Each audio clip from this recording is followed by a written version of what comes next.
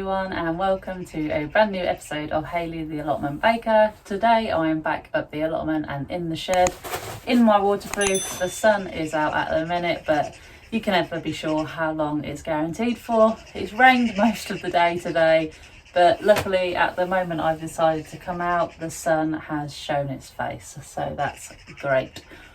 So today, as promised, I will be finally showing you how to make Nettle Fertiliser. It's really straightforward and really easy to do, and it's something that you can make for your garden and your allotment. If you don't have an allotment, it's still great for plants and flowers. It's not just for fruit and veg.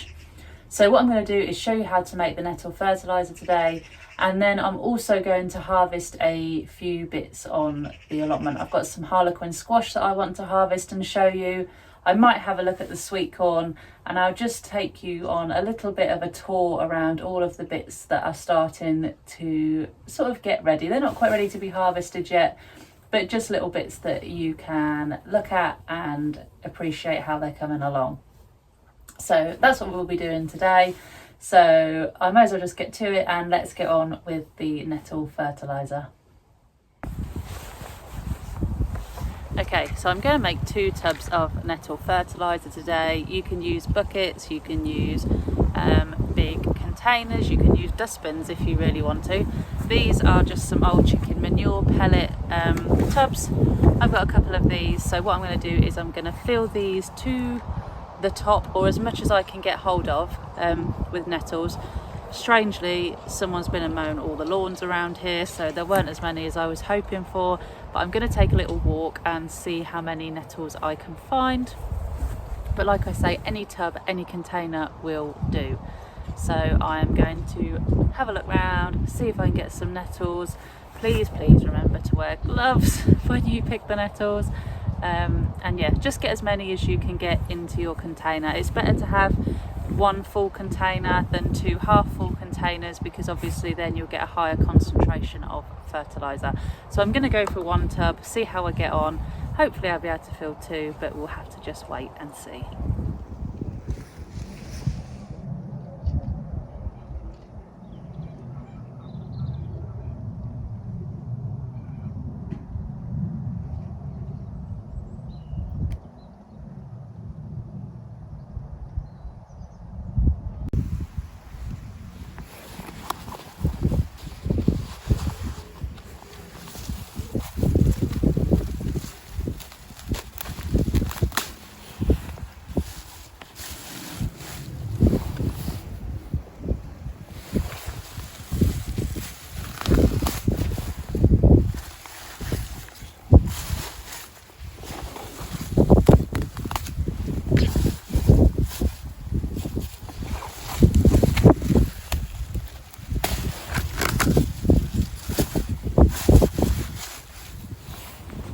Right, so I've been for a walk in my mismatched, disgusting gloves, and I have filled 1 bucket right to the top. I thought, like I said, it'd be better just to get 1 bucket really full than split it between 2.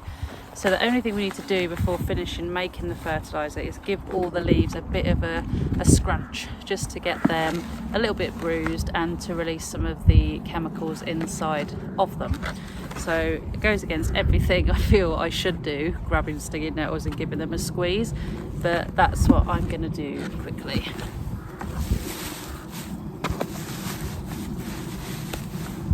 There is a lot in here. Be careful not to sting my face.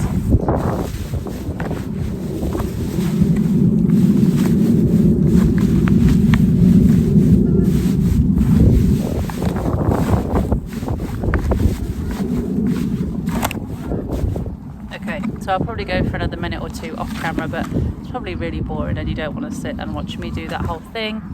But once you have scrunched them up, release some of the chemicals inside the nettles, all we're going to do after that is fill the container that you've got, just so the nettles are covered with water. So you don't have to go mad. Hopefully you'll have got quite a lot in your tub, so it will be quite close to the top of the container. That's all you need to do. So just make sure the nettles are well bruised, well scrunched, and then just put a layer of water over the nettles.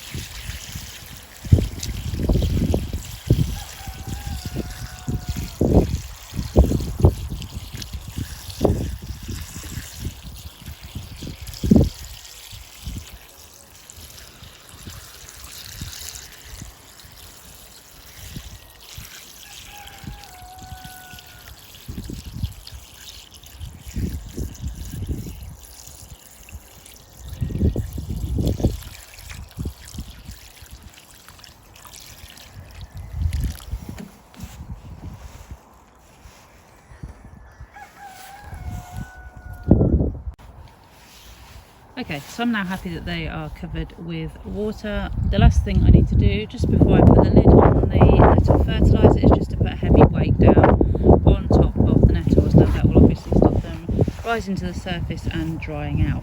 So I just got this big rock that was on the allotment, so I'm just going to chuck that in the tub. Try not to stick myself, obviously, and then that will weigh the nettles down. That's perfect. All I'm going to do now is put the lid on and that will be ready.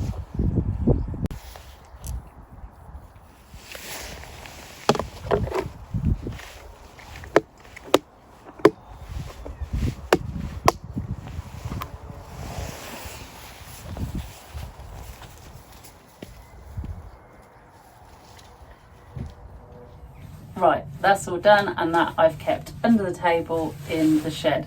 So the recommended time for nettle fertiliser is between 3 and 6 weeks. I'll try and wait for the 6 weeks, and then I'll obviously film a video about how to use it, how to sort of get it into containers, and the quantities that you'll need to use to feed your crops.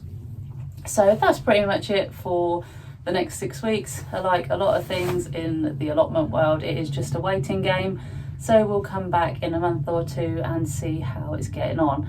If you can, I would advise you put a lid on top of your nettle fertiliser. This is the first time I'm making it, but I've been told it absolutely stinks to high heaven. I'll be the judge of that, I'm sure, in a month or two's time, but I've been advised it's not great. So make sure you cover it if you can. So the next thing I'm going to go on to in today's video is a little bit of harvesting. Now I've got some Harlequin Squashes to harvest, and I've got some Scallop Squashes to harvest, which I'm very excited about. I also want to show you the pumpkin patch. Whilst it's not ready yet, the pumpkins, they're well on their way. They are huge. I'm really happy with them. So let's go out to the squash patch now and I'll show you what I'm talking about. Right, so I'm now in my pumpkin patch. This year I only had 3 plants. I did plant 5 initially. Unfortunately I lost 2. We had some ridiculously hot weather earlier in the year and 2 of them just didn't survive. But I got 3 plants that did survive, and I've got a total of 9 pumpkins. Now I'm so impressed with how big these are. They are really quite impressive. I'm not going to pick them yet. They're not quite there. They're almost there, but not quite. I want them for Halloween as well, and although they store for several months after you pick them, I want to give them the best chance. So I'm going to wait. As you can see, the plants are starting to die back now. But I will pick them very soon. I've also put some like old mosaic tiles underneath all of my squashes, all of my pumpkins. That just prevents the part of the plant that is touching the ground from rotting, because they'll be sat there for quite some time. But as you can see, they are a great size. I'm really happy. These are the jack-o'-lantern variety. They're made for Halloween, and yeah, they look ideal. So I have got 9 in total.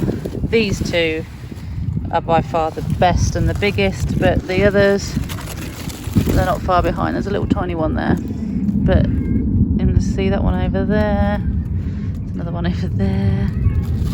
But yeah, they're doing well. I'm happy. Like I say, a few of them need a bit longer, but overall they're looking really good. That one's trying to make an escape for it. But yeah, so I wanted to show you the pumpkins. I love pumpkins. It just makes me think of the autumn.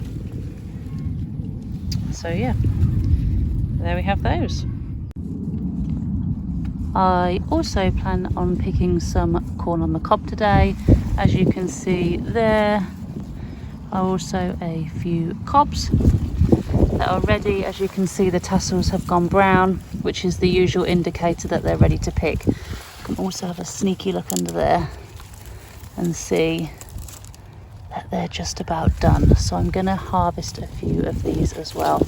Now, for those of you who haven't grown sweet corn before, sorry, there's pumpkin everywhere. All you need to do is get to the base of the goodness me, I got pumpkin on the brain.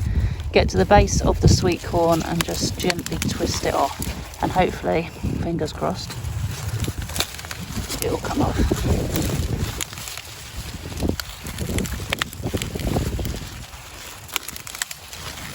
It's harder to be one-handed than you think. There we go.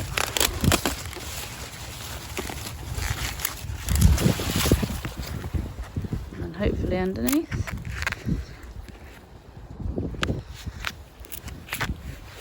We will have a nice sweet corn.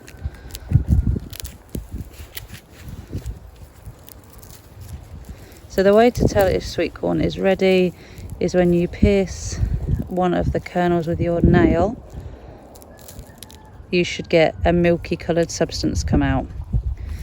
If you get a watery substance, it's not quite ready. But if you get that milky substance, your corn are ready to be picked.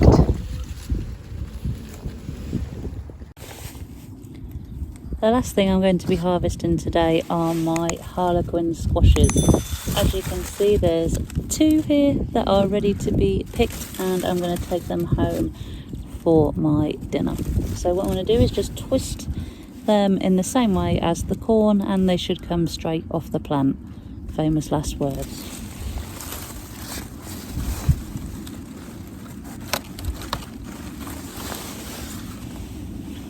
And there we are, 1 Harlequin squash.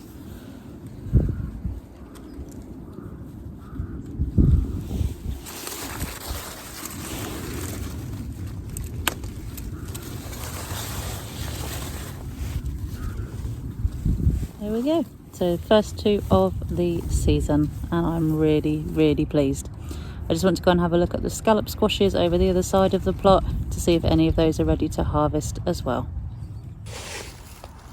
Okay, so I'm now down at the scallop squashes. Now these are a little bit more difficult to see because the foliage is a lot thicker on these plants. As you can see, there are plenty of flowers still producing.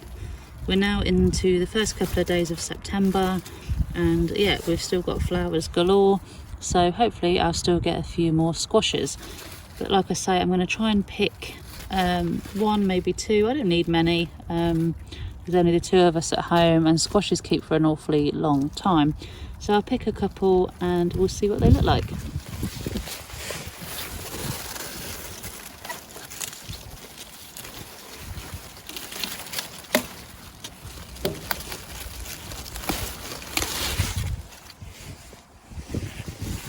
There we go, my first baby bush scallop squash. I'll pick 1 more and then we'll head back to the shed.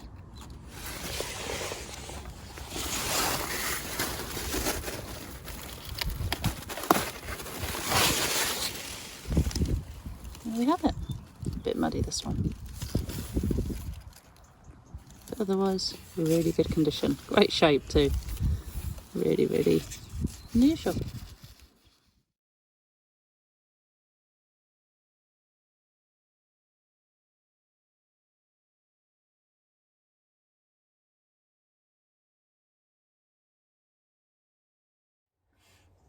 Well, that's it from me this week.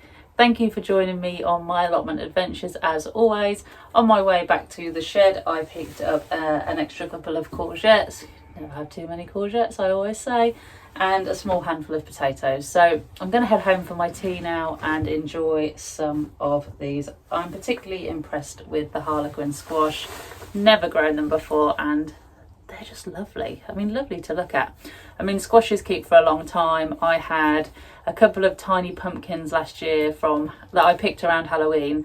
They were still sat on my kitchen windowsill in February, and they were totally fine. And I just kept them for ornamental purposes. Squash in general are great for that, and they store fantastically. So I'm probably going to try these to eat. I've never tried them before, but hopefully when I get some more on the plant, I will be keeping them to look nice, and maybe I'll be tempted to eat them after Christmas. But that is it from me. I hope you have a go at your own Nettle Fertiliser. Let me know how you get on in the comments. It's so easy, so straightforward, and all your plants and crops will thank you for it next year. Or this year if you have a second growing season. There's nothing to stop you from using it as soon as it's ready. But that's it from me, like I say. If you enjoyed this video, please give it a like, and if you liked it that much, you can always subscribe to my channel. I'm also on Facebook and Instagram, and I tend to post on there daily rather than just my weekly videos. So if you do enjoy them, you can join me over on there too. But for now, guys, that's it. And as always, please stay safe, look after each other, and I'll see you in the next video.